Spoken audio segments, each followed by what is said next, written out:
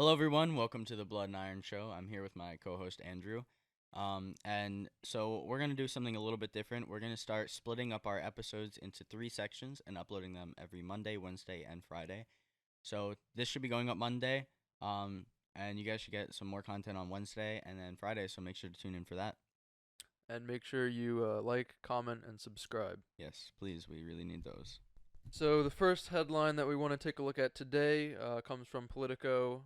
Biden restates commitment to Afghan drawdown amid Taliban offensive. So, there's really been an escalating situation in the Middle East, particularly Afghanistan. Biden, as it says here, has really cracked down on removing all troops, all diplomatic officials from Afghanistan. Um, so I just really wanted to get thoughts on this, give mine, get from you about not just the withdrawal, but should we be in Afghanistan in the first place and why? I'm I'm not a war strategist. I just want to let you know that now. And obviously, I mean, we're America. We have one of the best militaries in the world.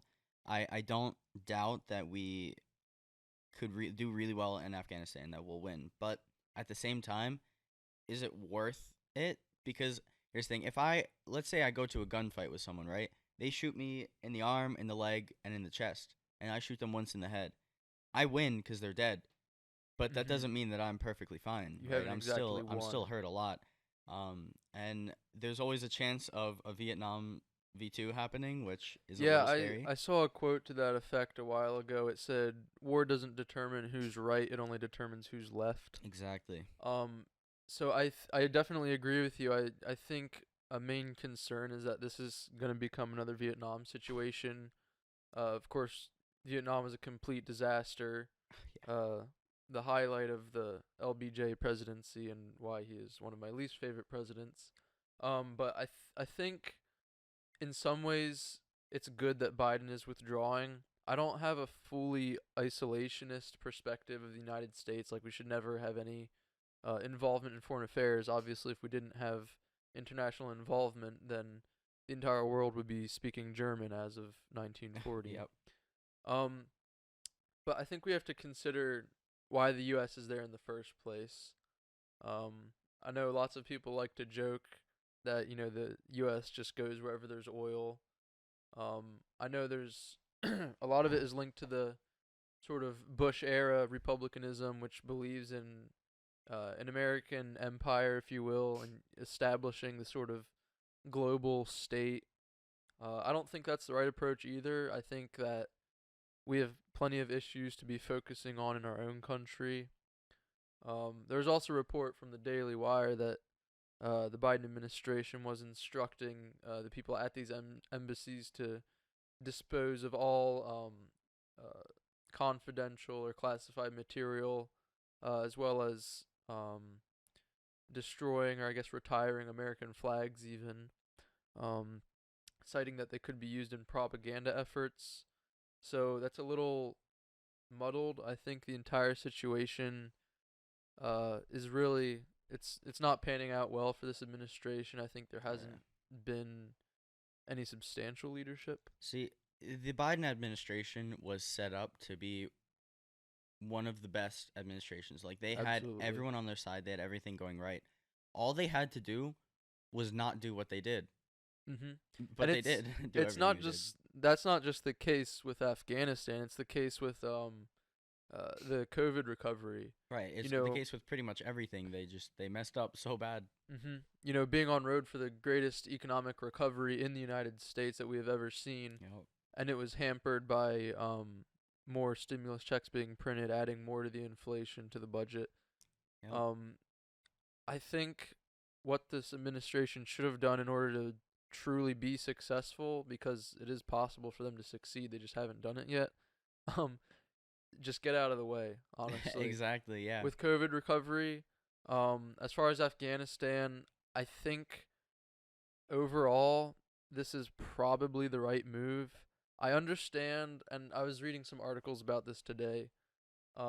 Lots of conservatives criticizing Biden, saying that we need to be spreading American values abroad. And like I said, I think there's a time and a place for that, but the Middle East has been a war zone for thousands and Yeah. thousands of years. I'm pretty sure Afghanistan is referred to as the graveyard of empires. Yeah, it's not the greatest. Like, there's a time and a place to do everything, Mhm. and I don't know if this is the right time, or if Afghanistan's the right place. Yeah. I don't believe that it is the right place. It's certainly not the right time because we've been there for over 20 years, and it's or I guess yeah, getting close to 20 years. And I think it's time to withdraw, but I don't believe that we should be abandoning any interest in Right. Afghanistan. Yeah, you can withdraw without necessarily abandoning it. Mhm. Um, Which is what makes it different from the case in Vietnam, where it was just an absolutely humiliating, terrible experience. We should have never been there. um, Because the issue with these things is that there are good intentions behind it. In that case, it was to prevent communism from spreading across Vietnam. So it's not a bad intent, but when you have the wrong leadership in charge of these international ventures, you can skew the purpose or the way things are right. executed. The Um, execution matters more than the idea. I'll yeah, say then that. the reason for doing Yep. it. So yes, as reported by Politico, some of the staff members of the U.S. Embassy have already arrived at the airport. Um, there's about 5,000 troops that are getting moved out in all. Um, it is a developing news story because a lot of the part of the country is bracing for Taliban attacks. Um, so it's all around just a bad situation.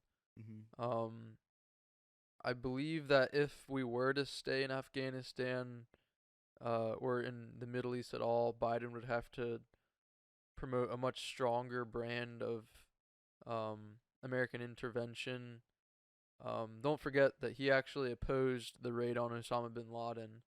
Oh, Um, very good idea. yeah, yeah, absolutely. So I don't necessarily put a lot of stock in his Middle Eastern policies, almost just based off of that. Whereas former President Trump took out two um, top terrorists, Soleimani and Mhm. Baghdadi.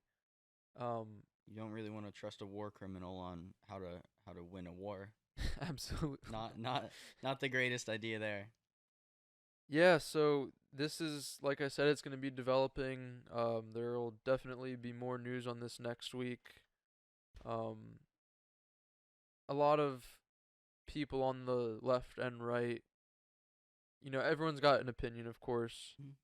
I'd say the predominant opinion on the right has become that we should stay in Afghanistan. I think this is a little hypocritical because for a lot of the Trump administration, they were urging them to get out of Afghanistan, saying like this war isn't our concern. So I think a lot of conservatives have really flipped on this issue, which I don't like to see.